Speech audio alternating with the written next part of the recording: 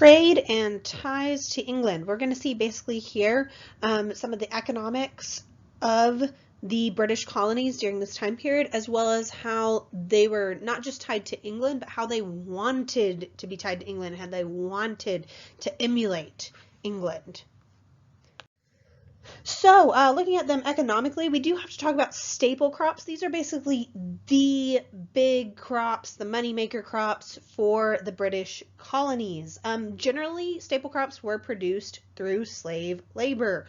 So for instance, like in the British West Indies, their big staple crop was sugar. Tobacco, of course, is the big staple crop of the Chesapeake region, but I should mention after about 1750, low prices in tobacco as well as some other issues globally leads to more production of wheat there. Although actually when we're looking at wheat, that fourth bullet point under staple crops, really after 1750, due to like poor harvests and warfare in Europe, there's this just huge overseas demand for wheat. And so wheat is actually going to be the big staple crop of the middle colonies. And then when we look at rice and indigo, they're really big in South Carolina, but also Georgia as well. So really we're looking at like the southern colonies. Those are their big staple crops. Now you might be going, what about New England? We didn't include them. The thing is, New England, rather than having a staple crop, their merchants are really going to develop more of a thriving transatlantic trade. They're basically the ones who are going to carry the other colonies' goods to the market. And in fact, by 1770, so you can see all this first section leading up to exam 1 is like leading up to when we start talking about the Revolutionary War and everything. So by 1770, basically New England's earnings from like shipping fees, freight charges, and insurance is going to exceed the total value of their own exports. So they're making more money off of being the shippers, being FedEx, so to speak, than they are from actually selling certain items. We're going to see that this really ties in the British colonies to their motherland, Great Britain or England, economically. In fact, by the late 1760s, it's something like 4 million pounds, that would be pounds sterling, so money, of English manufactured goods are flowing into the colonies each year. So this means the British colonies are buying items like, please don't write all these down, cloth, leather, glassware, pottery, nails, lead shot, wrought iron, brass, copper, barrels of refined sugar, beaver hats. A lot of these things actually were made directly from the raw materials that had initially come from the colonies themselves. There's a problem here. Remember how we want to have, just in general, you want to export more than you import because that means you're making money. When you look at the British colonies, they're actually importing more goods from Great Britain than they are exporting when it comes to total value. Now, some of this imbalance is remedied by the fact that, you know, a lot of the shipping was done by the colonies themselves, and so, you know, shipping fees and payments from the British government, but it does mean that there are people in the British colonies that are slowly going into debt, buying more than they are necessarily selling. Now, the way that this worked is basically British merchants extended a lot of really good terms of credit to the colonists, very generous terms, and this makes it makes it easier for like British colonists to basically buy products, and they would charge the cost on, oh, next year's tobacco crop. Once I sell that, I'll be able to pay you back, basically. Now the thing is, these terms of easy credit, well, are fine as long as, you know, trade is brisk, tobacco prices are high, but if prices drop, or if there's some sort of like international crisis, like a war, suddenly overseas trading becomes a lot more risky, and creditors are going to call in their debts, and debtors, who are a lot of the British colonists, aren't necessarily going to have that money. So kind of keep that in mind. This is a part of your journal today.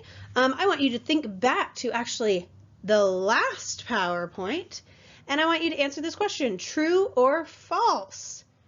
Enumerated products could only be shipped to England or another English colony.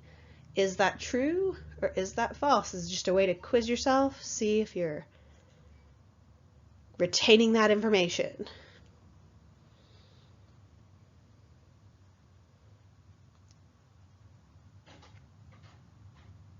I'm going to go ahead and move forward. Feel free to pause, though, if you want to take more time to answer this question. We're also going to see that over time, the British colonies are going to become more and more like England, but they also want to become more and more like England. We're going to look at different points, and I'll talk about this at the end, how it's like England. The thing is, we're going to see in the British colonies, only about 5% of the mainland colonists lived in cities, but the influence of those who lived in cities very much outweighs their size. Basically, all of the colonial cities are going to be seaports.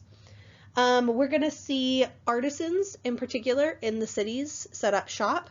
Artisans. This is really important once we get into the Industrial Revolution, everything like that, which is going to be after the American War for Independence. But I want to go ahead and talk about it now so you can see what is basically how people manufactured goods at this time was through artisans. So this would be like if you were a blacksmith or a cobbler or so many different like professions, so to speak, that makes items, takes raw materials and turns them into manufactured products. A lot of times was by being an artisan. Artisans typically would have started out as an apprentice to a different artisan. They would have worked for years, and when they graduated, so to speak, they would have become a journeyman. This would have been that you learned the trade, but once you were a journeyman, you would travel and work for different artisans. Oftentimes you might be contracted for a time period like 4 to 7 years.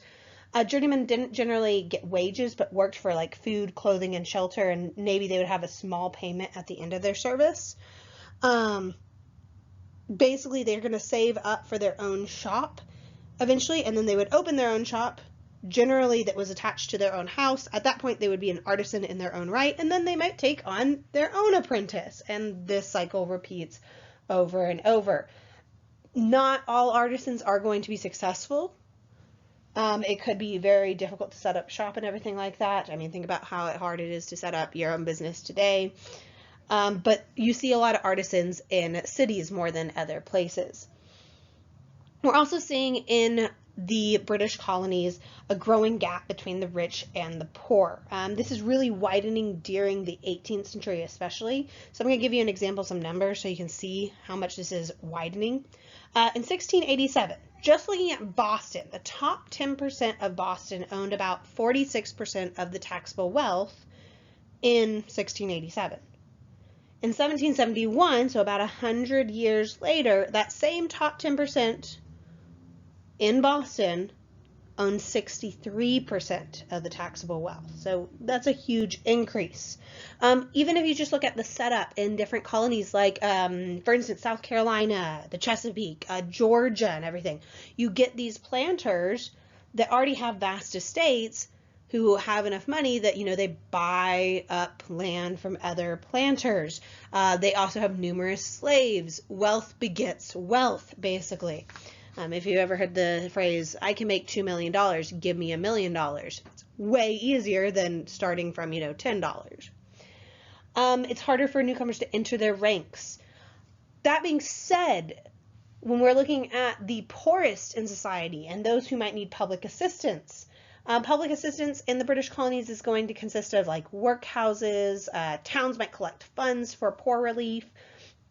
Generally speaking, if you were desperately poor in the colonies, it was most likely due to age and or illness, and just that you had no family to help you out. If you were able-bodied and you were extremely poor, most likely it was due to misfortune, a slight drag in the economy, and most likely you were going to get back on your feet.